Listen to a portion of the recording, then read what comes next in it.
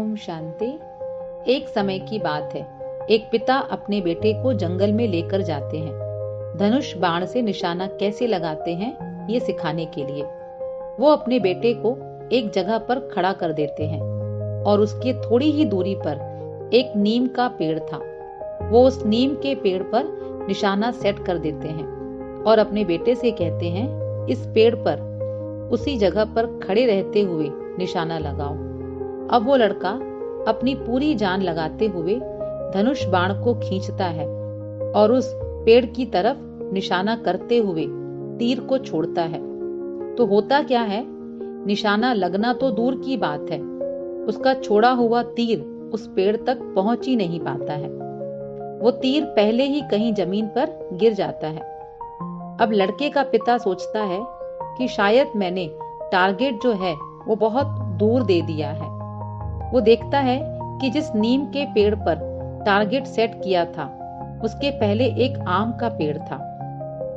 इस बार आम के पेड़ पर टारगेट सेट करके देता है और अपने बेटे से कहता है, अब तुम वहीं खड़े रहते हुए इस आम के पेड़ पर निशाना लगाओ। लड़का फिर से तैयार होता है, धनुष बाण जोर से खींचता है और तीर उस आम के पेड़ की तरफ छोड़ता है। लेकिन फिर से वही होता है, तीर आम के पेड़ तक भी नहीं पहुंच पाता है और बीच में ही जमीन पर कहीं गिर जाता है। अब फिर से पिता को लगता है शायद टारगेट और भी नजदीक होना चाहिए। वो देखते हैं आम के पेड़ के पहले एक नारियल का पेड़ है। अब वो नारियल के पेड़ पर टारगेट सेट कर देते हैं और अपने बेटे से कहते हैं कि अब इस नारियल के पेड़ पर निशाना लगाओ।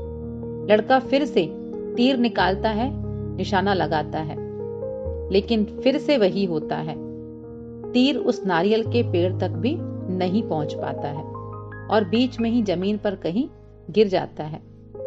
अब उसके पिता जैसे ही जमीन पर गिरे हुए तीरों को उठाने के लिए जाते हैं, तब वो देखते हैं कि जब मैंने सबसे पहले नीम के पेड़ पर टारगेट सेट करके दिया था तो उसका तीर आम के पेड़ पर पहुंच रहा था, और मैंने जब आम के पेड़ पर टारगेट सेट करके दिया था तब उसका तीर नारियल के पेड़ तक पहुंच रहा था, और जब मैंने नारियल के पेड़ पर टारगेट सेट करके दिया तब उसका तीर नारियल के पेड़ तक भी नहीं पहुंच पाया। मतलब हो ये रहा था कि लड़के का पिता जैसे जैसे टारगेट को उसके पास लाते जा रहा था, उस लड़के का तीर भी टारगेट से पहले ही जमीन पर गिर जा रहा था। तो अब वो क्या करते हैं, वो उस पहले वाले नीम के पेड़ के पीछे एक और बड़ा सा बरगद का पेड़ था, वो उस पेड़ पर टारगेट सेट कर देते हैं और अपने बेटे से कहते हैं कि अब इस पर निशाना लगाओ। लड़का इस बार अपनी पूरी जान लगाकर तीर छोड़ता है और इस बार तीर नीम के पेड़ तक पहुंच रहा था। इस कहानी से हमें ये सीख मिलती है कि लक्ष्य हमेशा बड़ा रखो। जैसे अगर हम सितारों के बारे में सोचेंगे तो आसमान तक तो पहुंच ही जाएंगे, लेकिन अगर आप जमीन तक ही सोचेंगे तो शायद आधी दूरी में ही रुक जाएंगे। अच्छा जी, ओम शांति।